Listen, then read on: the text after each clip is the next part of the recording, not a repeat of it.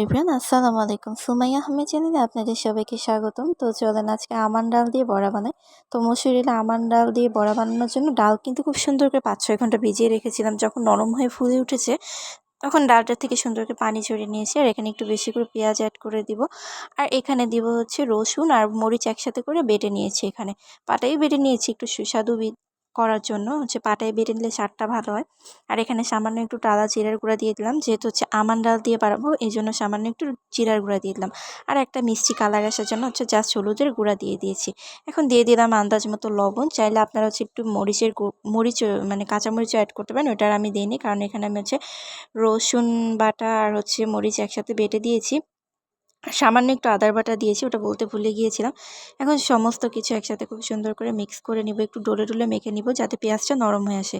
এরপর বেসন দিয়ে দিলাম আন্দাজ মতো, একটু বেসনটা বেশি করেই দিবেন যাতে হচ্ছে এঁটে আসে এমনভাবে দিতে হবে। তো এরপর চালের গুঁড়ি দিয়ে মাখিয়ে নিয়েছিলাম।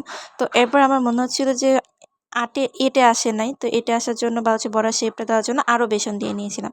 তো বেসন দিয়ে আবার সুন্দর করে মাখিয়ে আবার সুন্দর করে হচ্ছে বড়ার শেপ দিয়ে জাস্ট বড়া ভেজে নিয়েছি। এইভাবেই আর কি দোকানে যেভাবে রেডি করে ওইভাবেই। তো দেখেন একদম সেম এইভাবে দোকানে বড়া রেডি করে।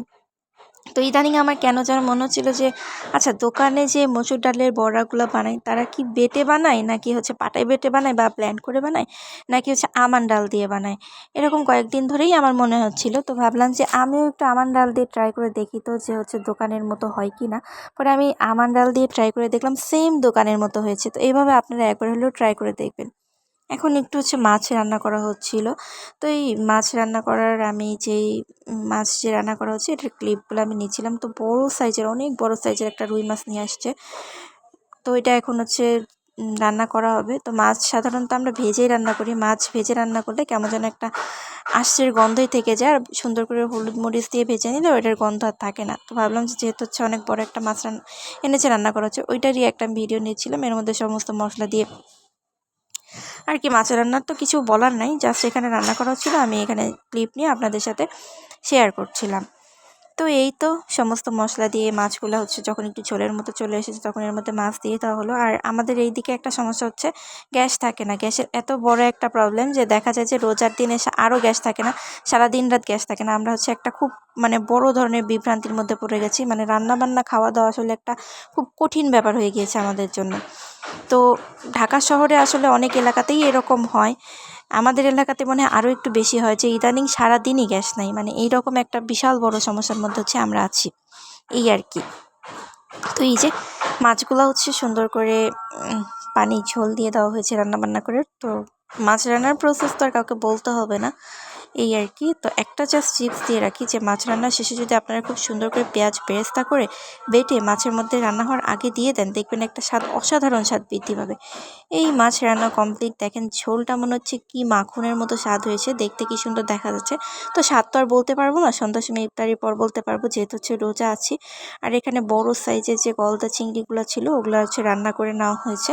তো বেশি করে আজকে রান্না করে রাখা হচ্ছে। এগুলো হচ্ছে বিগত মানে 2-3 দিন ধরে খাবো ইনশাল্লাহ। এগুলো আস্তে আস্তে করে আসলে খাওয়া হবে।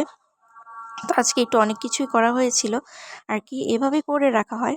দেখা যায় যে লাগে আর কি। এখানে আমি একটা আমার রান্নাঘরের কর্নারটা এই সুন্দর জার বক্সগুলো দিয়ে কাঁচের জারগুলো দিয়ে হচ্ছে সাজিয়ে নিয়েছি। দেখেন সব রকমের মশলা এই জারগুলো কিন্তু 3 বা 4টা সেটের জার আমি নিউ মার্কেটের 99 100 টাকা যে দোকানটা ওখান থেকে নিয়েছিলাম। এর মধ্যে আমি হলুদের গুঁড়া, মরিচের গুঁড়া, ধনিয়ার গুঁড়া, জিরার গুঁড়া, পাঁচফোড়ন, কালো জিরা, গরম মশলা, তারপর শুকনা মরিচ সব একসাথে একটা হচ্ছে ঝুড়ির মধ্যে করে রেখে দিয়েছি যাতে হাতের কাছে থাকে, ঝটপট খুব ইজিভাবে এগুলো নিয়ে রান্না করা যায়। তো আপনারাও নিতে পারেন, আমি নেক্সট এগুলো আপনাদের জন্য নিয়ে আসবো ইনশাল্লাহ। কেউ অর্ডার করতে চাইলে করতে পারবেন।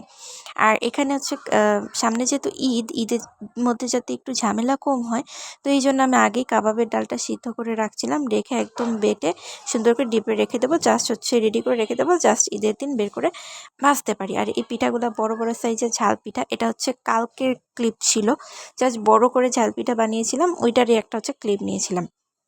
আর এই ফ্রেঞ্চ ফ্রাইও কালকের ক্লিপ ছিল। আমি টুকটাক ক্লিপ সবসময় যেটা মনে হয় যে এখান থেকে ছোট কিছু ভিডিও করব, তো ওগুলো হচ্ছে নিয়ে রাখি যে পরে কোনো এক সময় আপলোড করা যাবে। এই ২টা ছিল হচ্ছে কালকের, বাদ বাকি সব হচ্ছে আজকের।